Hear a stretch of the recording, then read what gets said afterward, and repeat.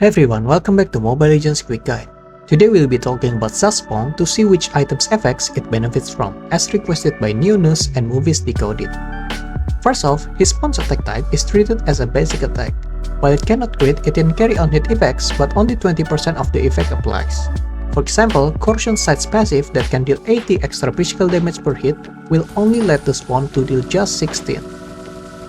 Now, as for its attributes, the spawn inherits up to 100% of Zhask attributes except for attack speed, because the laser has a fixed attack speed rate. However, increasing Zhask attack speed will boost the spawn's damage output. Since it can carry item effects, Zhask spawn will benefit from passives like Demon Hunter Sword, Feather of Heaven, and Corrosion Sight, including its slow passive. As for Feather and Corrosion, you can see that his spawn will deal increased attack per second, thanks to the attack speed passive from those items. And if Zhask also attacks the target to boost his own attack speed, the spawn can gain double attack speed benefits. Moving on to Golden Staff, it's a bit unusual because it can somehow boost the spawn's third attack, but it cannot trigger the additional attack effects from Feather of Heaven. Not sure how it's done, but if it's working properly, then we should be able to see this triple damage indicator. Next, the spawn can also benefit from the magic penetration attribute from items like Divine Glaive and Arcane Boots.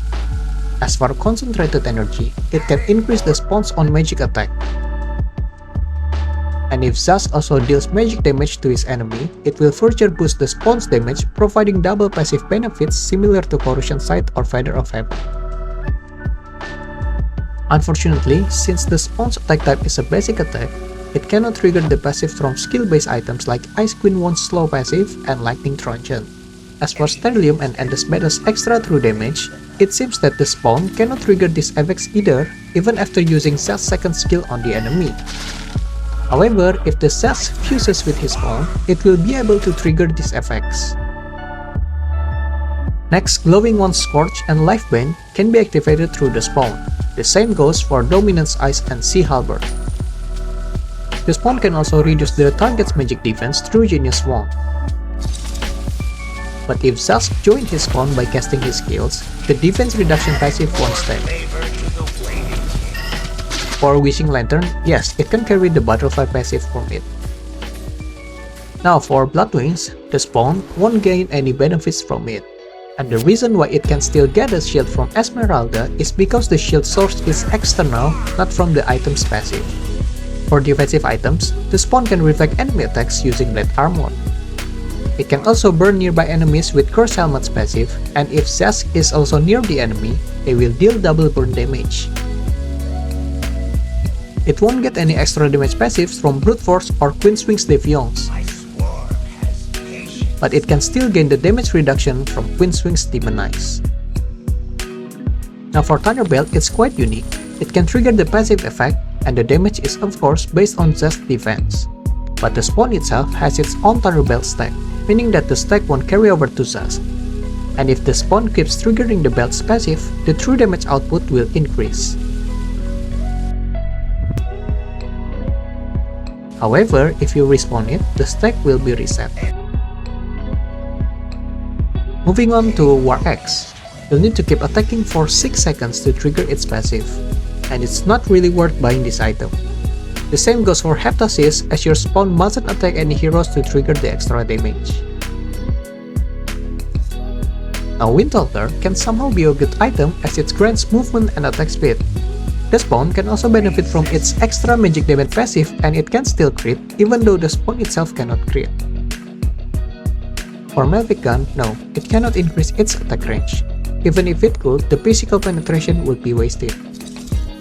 Last, Holy Crystal. Some might think that it will gain double extra magic damage passive since the spawn itself has a magic damage attribute. But no, even after Zhask fuses with his spawn, it won't gain double benefits from Holy Crystal. And here's a quick calculation for it. For Skypiercer, the spawn can trigger it but without any stacks.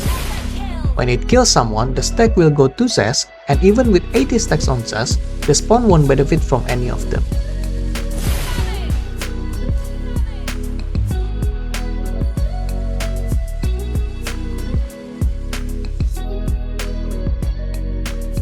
Anyway, since it can gain magic damage from Zhask attack speed, Inspire can boost its damage just by a bit. As Sen Cosmo said, Zhask spawn cannot trigger Focusing Mark since it cannot inherit talent effects.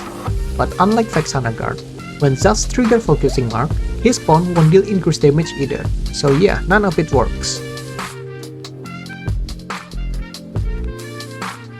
I think that's all for today's video. Remember, I only did an experiment to see the item interaction on Zhask spawn. In a real match, Zhask will also be attacking his enemies, so items like Lightning Truncheon and Sky Piercer might work. Sorry if I cannot give you the recommended build since I'm not a Zhask player, but if you ask me about the best build for Ruby, I'll show you without hesitation since I have a bit of experience on maining her. Anyway, thank you so much for your support. I'll catch you in my next video. Bye!